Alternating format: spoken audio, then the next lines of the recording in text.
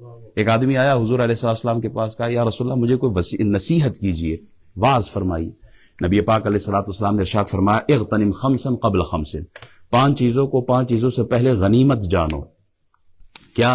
شبابک قبل حرمک، جوانی کو بڑھاپے سے پہلے غنیمت جانو، جوانی کی قدر کرو بڑھاپا آنے سے پہلے پہلے۔ کیوں؟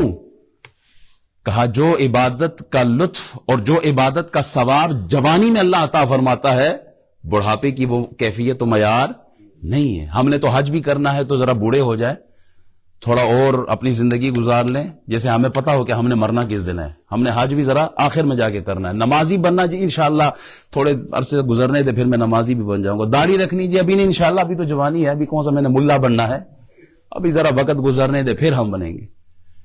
ہم تو عبادت بھی اس وقت کے لیے چھوڑتے ہیں جب منہ میں دانت نہیں اور پیٹ میں آنت کام نہیں کر رہے ہوتے ہیں۔ یہ حقیقت ہے۔